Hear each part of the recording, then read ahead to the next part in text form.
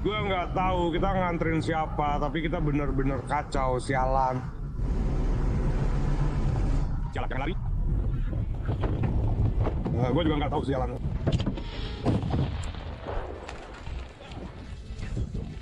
Ukraina baru saja melakukan serangan besar-besaran yang sangat sukses terhadap Crimea dan Rusia. Media Rusia menyebut serangan itu melibatkan drone dan rudal jelajah Neptune yang sangat berharga. Serangan ini terjadi pada saat stabilitas Vladimir Putin sedang sangat goyah. Serangan dahsyat ini menghantam dua target utama, sistem saraf pertahanan udara Rusia dan pasokan bahan bakar Rusia. Akibatnya, pemerintahan Putin kini tak mampu memasok bahan bakar ke wilayah yang dianeksasi. Crimea sekarang mengalami kekurangan bahan bakar untuk kedua kalinya hanya dalam beberapa bulan. Hal ini memaksa banyak warga untuk mempertanyakan manfaat mendukung invasi Putin. Jadi mari kita mulai dari awal. Semuanya dimulai. Pada 13 Desember, Ukraina melancarkan serangan drone besar-besaran ke seluruh Rusia. Tapi kalian lihat panah hijau di bagian bawah layar kalian yang mengarah ke Crimea? Nah, itu bukan drone, itu adalah rudal jelajah Neptunus. Hal ini dengan cepat dikonfirmasi oleh saluran pemantauan Rusia yang mengatakan bahwa rudal Neptunus sedang menuju Crimea. Berikut cuplikan singkat tentang bagaimana Rusia mencoba melawan balik.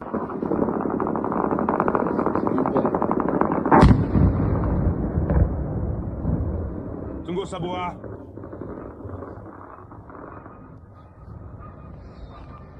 Sekarang, seperti yang mungkin sudah kalian duga, Rusia tidak berhasil menghentikan semua drone dan rudal Ukraina.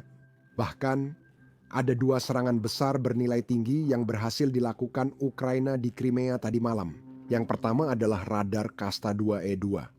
Ini bukan sekadar radar biasa, ini adalah bagian penting dari sistem pertahanan udara Rusia, terutama di Crimea. Itu sebabnya penghancuran ini menjadi pukulan berat bagi militer Rusia. Radar ini adalah radar pengintai ketinggian rendah, jadi tugasnya benar-benar mendeteksi benda-benda yang tidak terdeteksi radar besar lainnya, seperti pesawat terbang rendah, rudal jelajah, drone, atau helikopter. Benda seperti ini bisa lolos dari radar utama. Jadi tugas radar Kastat adalah memantau hal-hal seperti ini. Artinya, tanpa radar ini, rudal Rusia, terutama rudal pertahanan udara, kini diluncurkan lebih lambat dari biasanya. Pertahanan udara Rusia kini bereaksi membabi buta karena tak tahu apa yang akan terjadi. Interceptor kini sia-sia menghabiskan amunisi mengejar bayangan karena tidak tahu targetnya. Radar tidak memberikan data seperti seharusnya ke seluruh sistem. Selain itu, radar ini buatan era Soviet, sehingga Rusia sulit langsung menggantinya atau dapat yang baru dalam produksi karena kehilangan satu. Mereka tak bisa menutup celah akibat serangan Ukraina tanpa mengkalibrasi ulang seluruh jaringan pertahanan udara. Itu bisa memakan waktu berminggu-minggu atau berbulan-bulan. Saat itu, drone Ukraina lebih mudah menyerang target lain. Berikut rekaman Ukraina saat menghantam radar ini. Anda juga akan melihat target lain.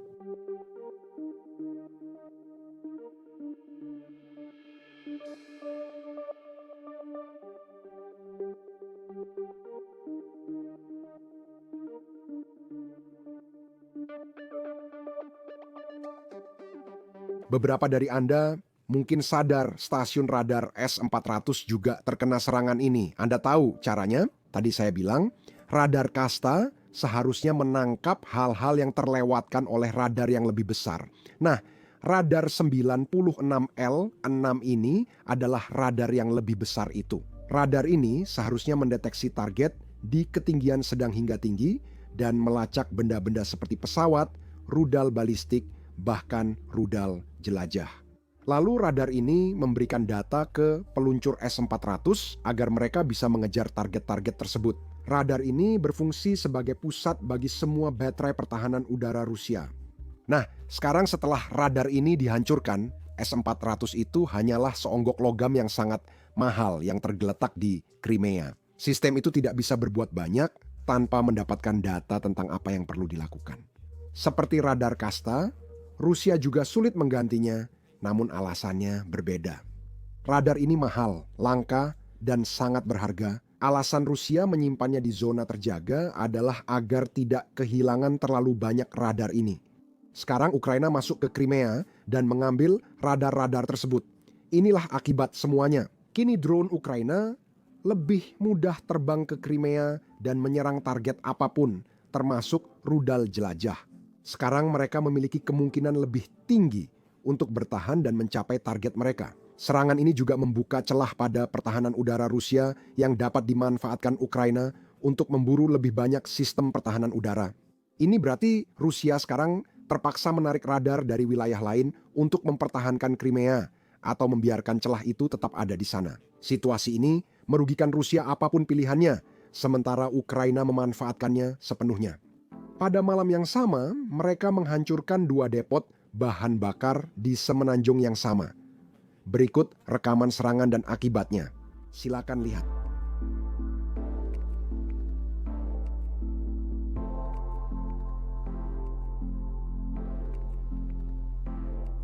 Drone yang sama juga menghantam kereta yang sedang bergerak yang diduga mengirim bahan bakar ke Crimea. Segera, pembicaraan soal Crimea akan kembali krisis bahan bakar.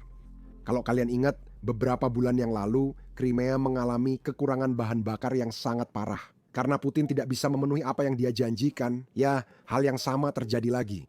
Tapi sebelum kita melihat itu, lihat rekaman ini tentang kereta yang sedang berjalan terkena serangan.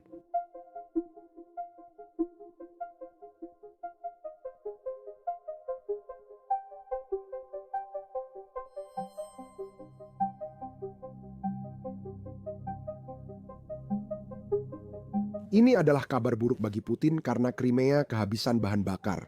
Dan sekarang orang-orang mulai mempertanyakan kepemimpinannya. Bensin AI-95 yang merupakan salah satu jenis bensin di Rusia dan solar telah menghilang di beberapa distrik. Karena bahan bakar kini hanya dijual lewat kupon dan gerobak di kota besar seperti Simferopol, pengemudi harus mencari bensin lewat grup chat lokal dan bertanya, di mana masih ada bahan bakar? Kremlin menyalahkan cuaca dan gangguan feri, alasan yang selalu dipakai saat sistem gagal. Penyebabnya sudah jelas. Serangan Ukraina ke kilang minyak Rusia dan penurunan produksi di Rusia. Beberapa minggu yang lalu, pihak berwenang memberlakukan batas 20 liter per orang, yaitu sekitar 5 galon, sementara harga di dalam Rusia melonjak hingga 90 rubel per liter. Putin menjanjikan keamanan energi dan Rusia bahkan tidak bisa memasok bahan bakar ke wilayah yang didudukinya secara ilegal. Saya rasa ini kabar baik untuk Ukraina. Omong-omong, kalau kalian belum mengikuti kami di Twitter, sebaiknya ikuti kami karena kami memberikan berita untuk kalian. Jauh lebih cepat karena lebih mudah mengetik tweet daripada membuat video. Jadi cek kami di sana. Dasar-dasar bisnis dengan fokus pada hal utama. Nama pengguna muncul di layar. Mari kita lanjutkan. Dengan serangan Ukraina di Rusia Selatan, drone Ukraina juga menghantam kilang O6 di Krasnodokrai. Kilang ini memproses sekitar 6 juta ton minyak per tahun, serta memproduksi diesel, bensin, minyak vakum, dan produk lainnya. Menurut otoritas Rusia di wilayah tersebut, sebenarnya tidak ada yang rusak akibat drone, tetapi kerusakan terjadi karena puing-puing drone. Saya yakin penonton setia saluran ini sudah tahu kenapa puing-puing drone berbahaya. Coba lihat saja akibatnya ini. Kenapa beliau? Kenapa aku? Tidak, kalian brengsek. Oh, untukmu apa? Kamu akan bunuh diri, sebuah tank. Kamu sendiri dengan apa? Jujur saja, kalau aku melihat langitku berubah jadi kuning di tengah malam, aku juga akan lari. Seperti yang kamu lihat, ini serangan besar. Di sini ada sudut lain dari hal yang sama.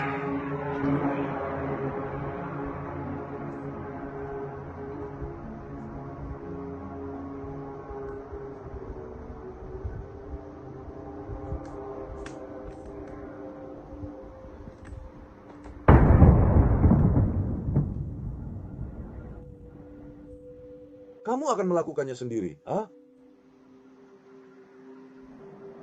Ukraina juga menyerang depot minyak di Volgograd dan kilang lain di sebuah wilayah yang terletak di timur laut Moskow.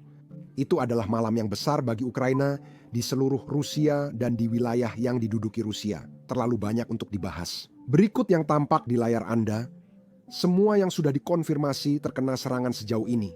Total ada 12 hingga 14 target yang dikonfirmasi terkena serangan. Dan bahkan di garis depan, pasukan Ukraina meraih keberhasilan besar.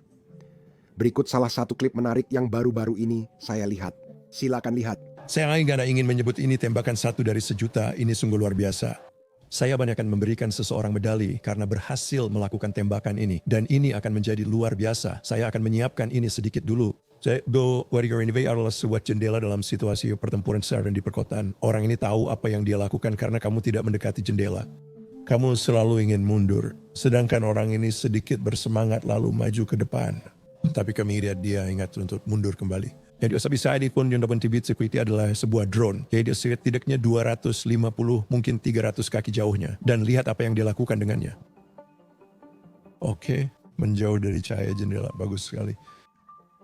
Oke, dia drone. Nah.